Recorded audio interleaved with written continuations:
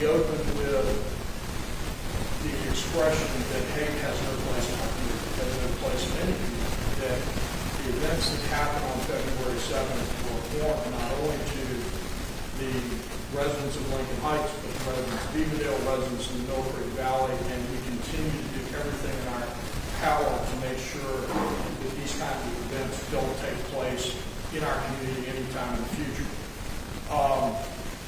21CP's report, excuse me just for a second. We've lost audio just for a second. If you would excuse us and let us try and get it back.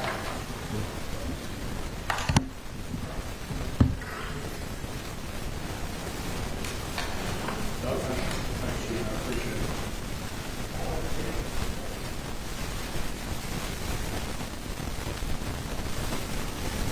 Is that better? We're good? Okay. We're back with ICRC's technical difficulty sorted out. A little bit of context. We went out and hired 21CP because it was very apparent in the days following the events of February 7th that any kind of internal report generated by any of the responding agencies was not going to meet a threshold for either transparency, independence, or reliability among the people that were most affected. And so we went out and got groups who got a number of names. We ended up hiring 21CP because of their national reach and their expertise. They promised a 90-day release date. This is at the end of 90 days. We are, as a truth in advertising moment, we have exerted no control over the final outcome of the report. We have asked them to follow their standard operating procedure, which is not to be present at these kinds of events. In their terminology, their report stands completely on its own. It's self-sustaining. All of you that have responded to our invitation for this have been sent a copy of that report, and you should have it. If you don't, please let us know, and we'll forward it to you digitally. As a matter of courtesy and of a significant need to give people a voice in this process, this report was released to officials in Lincoln Heights at 8 a.m. this morning. They met with officials from 21CP at 10 a.m. The only two deviations that 21CP made in their standard operating procedure was to add 2 specific interviews with officials from Lincoln Heights about the aftermath of February 7th and the events that happened that day, and then to brief them on the findings, which they did this morning. So that's how their participation has come to conclude. We're happy with what they submitted. We're going to talk about it here in a second. So with all of the preamble being said, I'd like to introduce Richard Fynett. Dick has been our longtime mayor and president of the Ohio General Assembly. So, well, February 7th was a deeply painful day for our entire community. Brought back traumatic memories and stirred justice, anger, forced difficult conversations about how we as government responded to that attack. That's why we brought in the independent, nationally respected team, CP21 Solutions, to review our response and help us to look for a better way to go forward with our work. Their work has been thorough. If you read the report, they are extremely thorough. They're down to the minute-by-minute look at the situation. It's been impartial. They specifically say we've not interfered in any way with them, and it's driven by a shared commitment to public trust and constitutional rights. Many lessons to be learned. We've had an opportunity to continue to strengthen our relationship with Lincoln Heights Village.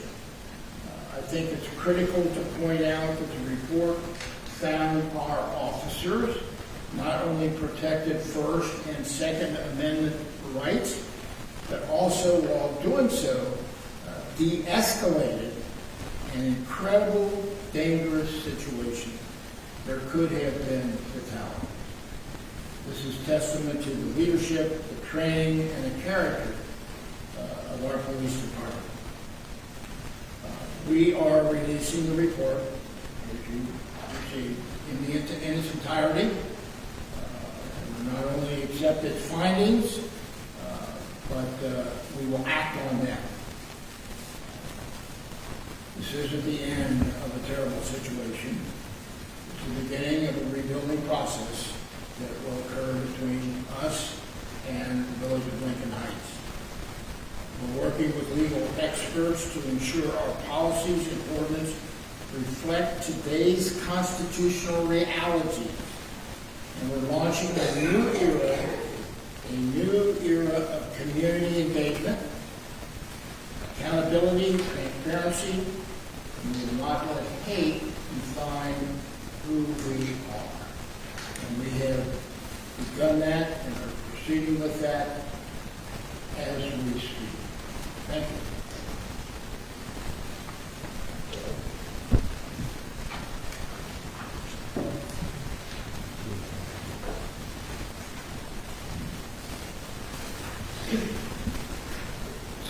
As has been previously stated, I chair a committee that has oversight responsibilities for public safety. And what I'm here to do is share with you the recommendations from the report. I'm only going to read the base recommendation for those of you that have a copy of the report or have seen it. There's other information indicated in that section. But it is just supporting information for that particular recommendation. There are 8 recommendations. 6 of them apply specifically to the village of Edendale. The other 2 apply more so to Hamilton County departments or agencies.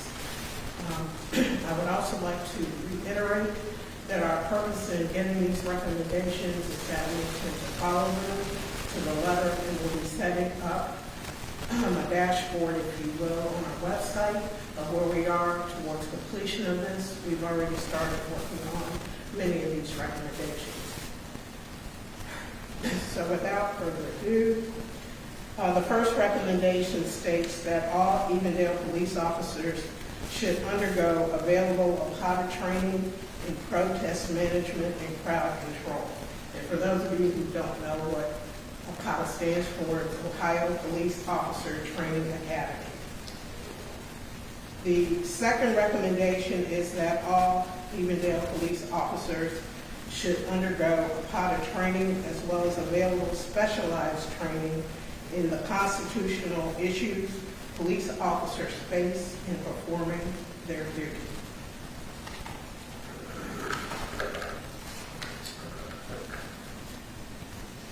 The third recommendation is that the Edendale Police Department should draft and enforce a policy requiring members to be trained and tested on new equipment before it is permitted for use in the field. The fourth recommendation is that the Edendale Police Department should amend their body-worn camera policy to forbid any item from being placed as an obstruction to the body-worn camera view while the recording is taking place. The fifth recommendation states that the Edendale Police Department should initiate a practice governed by policy of routine training refreshers on both agency policy as well as other key law enforcement topics to ensure its members remain up to date and aware of critical issues that may arise. And the sixth recommendation from the Edendale Police Department is that we should draft and enforce a policy requiring officers to notify neighboring jurisdictions anytime an Edendale officer will take action or attend to an official law enforcement matter in its jurisdiction outside of the village of Edendale. The last two recommendations, as I indicated before, pertain to Hamilton County agencies and departments. So recommendation number 7 states that the Hamilton County Emergency Communications Center, in concert with the Hamilton County Emergency Management and Homeland Security Agency, should consider developing and implementing a notification protocol for all schools in Hamilton County to be made aware of dangerous situations occurring that may present elevated risk for school populations. And the final recommendation is that the Hamilton County Prosecutor's Office should review all conduct by demonstrators while they were in Hamilton County. Now, I'd like to comment that we will be, as I stated previously, that we've started working on these recommendations. Some of these are not new to us. We do them on a regular basis, but since they were specifically identified as recommendations specific to the February 7th incident, we will be following them closely and again posting what we do and how we do it. I would also like to say that we will be working with not only Lincoln Heights but other communities that surround us and or that participated in support on February 7th on addressing what may need to be more than just a change in Evendale's training. There may need to be broader training so that we're coordinated for response.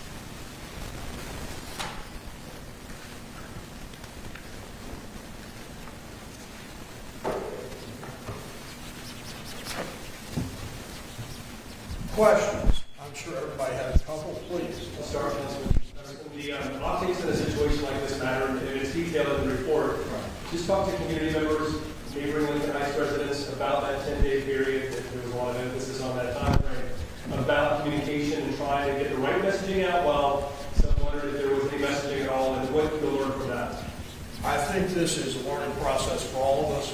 If we could go back as a village and change one thing, it would be our ability in that moment, 24, 48 hours later, to say, we stand against hate, we stand against Nazis, we stand with Lincoln Heights. There's nobody that I've talked to in Evendale, Lincoln Heights, Woodlawn, Glendale, any of the Princeton communities, anybody anywhere, who thinks this is okay, who thinks this is something that is desirable to happen in any part of the world, much less our part of the world.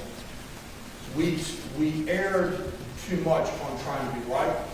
We erred too much on trying to have all the facts. We erred too much on not realizing that we would play this as it went and people would be okay with that. We are profoundly sorry that 10 days caused as much angst as it did. Having said that, during the 10 days, we were constantly in contact with all kinds of members from all different kind of communities. We were reviewing body cam. There's a whole litany of things we did. But again, let's keep the eye on what's important, which is we will do this differently in the future. Sure. I came in late, but I didn't hear what action would be taken against the officers that escorted those people in. No. When you read the report comes out and says that largely the officers, in the way in which they behaved, was consistent with current policies and best practices, and so that this was not a finding of error or finding of fault. It was about suggesting better ways to do things in the future. Having gone long enough, Tim is our police chief. If you would take a shot at that, I would appreciate it. Yeah, so in response to that question, Reverend, Can you state the order, the policy, the best policy that you guys are following in the state that was written? I'm not sure which policy you're asking me to state. The policy you just said that you guys are now going to hold the best policy. Is there a policy that's written, or is that just? We're following generally the guidelines set forth by the International Chiefs of Police. These are not random. These are not random codes to the village of Evendale. These are consistent across the state of Ohio and generally across the United States. Yeah, and generic, I will say we have hundreds of pages worth of policies that all govern our conduct and there's no way any single policy can ever be drafted to address every possible scenario. What we examined internally, it was very similar to what 21CP examined, but we looked specifically, did any officer, did our agency violate any of our standing policies and procedures? And the answer to that is no, they did not violate any specific policies or procedures. Not even war club, there's no war club, they can be. I think I've answered that question as best I can. Councilman, a question for you. So there were some concerns raised from members of the Lincoln Heights community about the choice of 21CP as a firm investigator. And you mentioned that this investigation was about an independent look at what happened. Right. I know that one of the members of the investigation is James Whalen, former high-ranking member of the Cincinnati Police Department, involved in a lot of reforms, and then member of the Cincinnati Police Department. So very local high-ranking official. Were there any concerns about his involvement in the investigation? When we looked at the wide scope of firms that were available to do this, 21CP was head and shoulders above everybody else in reach and expertise. We said at the original press conference that we understood the concerns voiced by various members of the community that this wasn't perfect. Having said that, at that moment, having somebody with credibility, having had previous experience, and having the manpower to do this was of utmost importance. We understand Jim Whalen's role and how people may or may not feel about that. To do that, we had Charles Ramsey, who's the head of 21CP, come in and meet with Lincoln Heights officials at the outset of this to assuage their fears. Jim Whalen, in his role, is considered a subject matter expert. He is not considered the voice of 21CP. Councilman Patterson, real quickly to the previous question, had 21CP said in their report, and after reading it, I did not see this language that Officer X or Officer Y, violated some kind of an ordinance or whatnot. You said at the onset 3 months ago you followed the recommendations, had that been part of the recommendation list. Would this be a different point? A number of people across a spectrum of communities have heard me say this in private meetings, so I will say it publicly. We made an absolute commitment to follow the recommendations of 21CP. If they had come out and said, your officers did not follow standard protocol, they violated this law, this procedure, they went beyond their authority in this matter, we would have followed that where that went. That's exactly what you expect from elected officials. You expect us to try to fix the problems. You expect us to take accountability. You expect us to say, this is what we do. What ended up happening was the report said they operated within standard procedures. Are there things that we can all learn from this that we want to do differently? Absolutely. But within the context of the current policing environment at that moment as it existed, this is what 21CP concluded. There's something in the report that I found interesting was that 21CP reached out to the Inland County Sheriff's Office and HCSO opted to not take part in the interview process or any part of this report. Did that stand out to you? Because they were the secondary responding agency in this situation. So what is your response to their... My response is you need to go talk to Hamilton County Sheriff about that. That's a tongue-in-cheek. The other part is they're incredibly important. They are the policing agency for Lincoln Heights. Their involvement in their assessment of this is critical. I understand from talking to them there are some legitimate reasons why they could not participate. They'll be happy to share those with you when you reach out to them. What type of outreach does the village plan to do in terms of the residents? As you can tell, that not everybody is satisfied or will be satisfied when they read this report. So what type of community relation building will there be to answer any questions that folks who maybe aren't here or won't see these reports will have?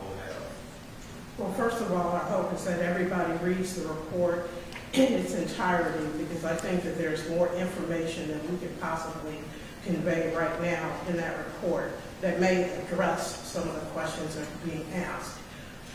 We have been reaching out to various communities, various representatives in various communities, and will continue to do so on whatever level we need to do that.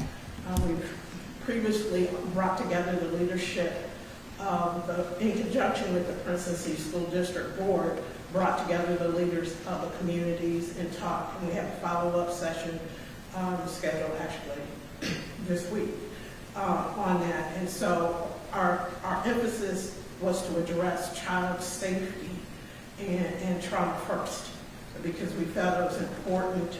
Children are our future, and we need to make sure that they are protected. We will continue to do that. I personally have talked with representatives in virtually every community in the Princeton School District, and we'll continue to do so. And if there are other people that would want to talk to me, I'm more than willing to. We're very serious about following through on the recommendations. We're very serious about being transparent as to what we have done, are going to do. This is not the end. This is the start of us looking at things. We want to build better relationships. That's one thing we found out, where our relationships with some communities was not as strong as we originally thought it was, and we have addressed that and will continue to do so. And how do you plan on updating the community as you all are held accountable and changes are made? Well, as it relates to, well, there are already processes in place, if you will. First of all, we have a working group of council. We're meeting with, we've been established forum with the leadership throughout the communities that comprise the Princeton School District. We have on our website a page specifically devoted to February 7th, the response post February 7th.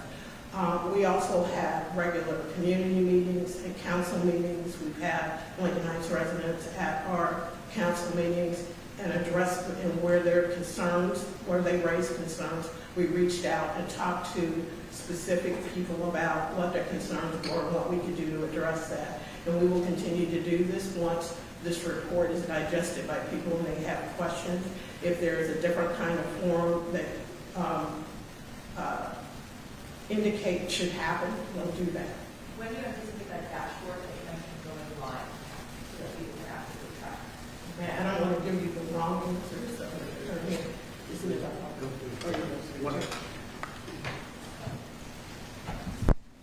So while you are all, my name is Steve Burke, Vice Mayor, and while we are all in here, it went live at 1 o'clock. Okay. So, and we'll keep it updated as we go along in tracking the 8 different items. Well, primarily 6, because we can't really track unless we have feedback from Hamilton County. In the report, there was something that said that, it's up to the prosecutor's office, their discretion to file any charges based on something, posting signage on the overpass. Is that something that you guys are going to see in the prosecutor's office to hold? There's also some reports that were filed by the demonstrators that was one of them. Are you guys going to be pursuing those charges against the community members? What's going on with that? So in relation to the prosecutor's office, I spoke to the prosecutor's office this morning. They received a copy of the report this morning.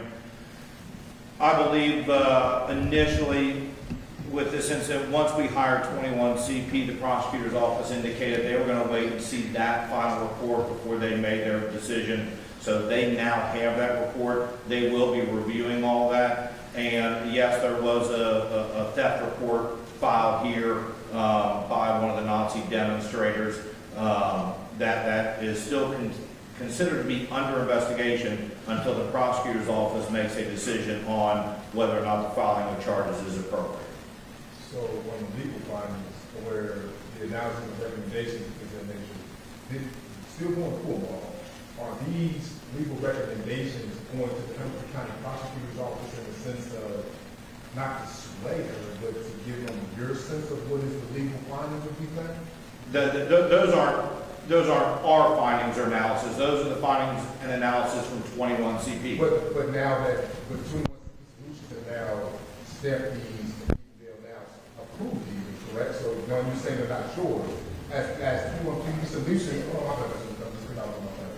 as 21 CP solutions says that these legal issues, such as hate speech, is one of them where they clearly said there was nothing additional hate speech. Which once again, we're not talking about a First Amendment right. It's an issue of assault and threatening at that point. There's nothing, any question of that here. There's a multitude of things that we brought up on Ohio's bias code issue, especially when it comes to the box part issue. And writing Let me do, Mr. Anderson, you bring it. This is simply 21 CP's assessment. Well, what's the- Wait a minute, hold on. 21 CP's assessment of how the legal framework affects their report.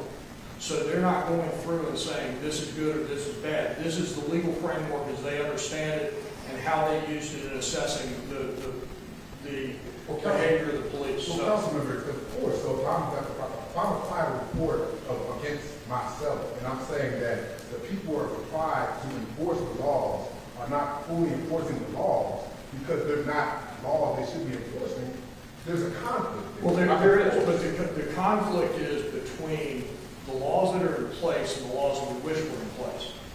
One of the other things we're You doing. don't cite the Ohio, if you don't cite the Ohio, as I said, if you don't cite the Ohio bias code that we've already established. But this is my point.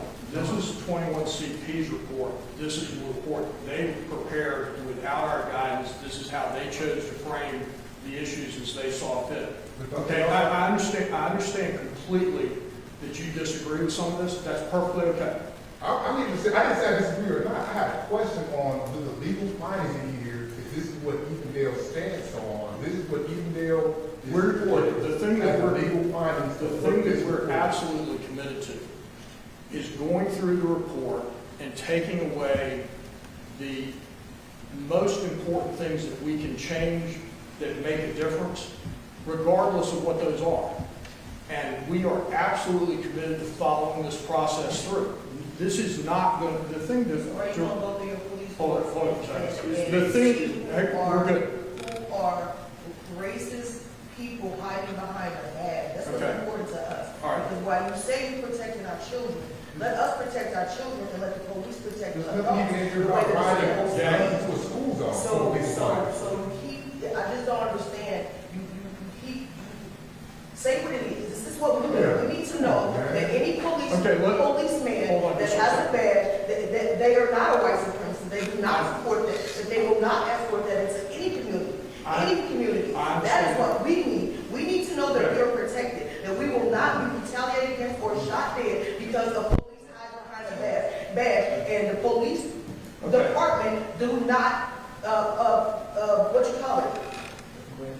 When you look into a person, when you investigate, when you go on my Facebook and see what type of rigmarole I had did if I would have shot up the place, look at the police officers in the way that you look at every other human being. I'll leave because I know that's what the problem is. You see what I'm saying? Look, All I'm we're trying to trying say is, we'll leave we you are protected. trying very hard. I'm leaving. We are trying. Don't touch me. I'm leaving. I'm leaving. I told you I'll leave. You don't have to call me out. I'm leaving. One of the things, You got to understand. I thought we were, I'll One of the ask things questions, that- everybody else asks questions, and then get One of- escorted out. One of the- Because this is what's happening across this is- America. We all need to learn something for ourselves, because they want us to believe what they say and not what's real. This is happening all across America. They are hiding behind these badges, killing our children, killing our people, and we can't even speak to say, will you stand for us? This is wild. It's wild. Okay, folks, we have talked about how we're going to do this, about the steps we're going to take going forward. We're going to line this up. Thank you very much for your attendance. We really do appreciate it, and we will be in touch with you in the future about new developments. Thank you. Just ask them, counsel. You had to call an officer to do that. I asked you a simple question on legal findings and you run away again. Counsel, this is me. This one, sir. No, we've got some other stuff we've got to take care of, and we will be in touch. So thank you.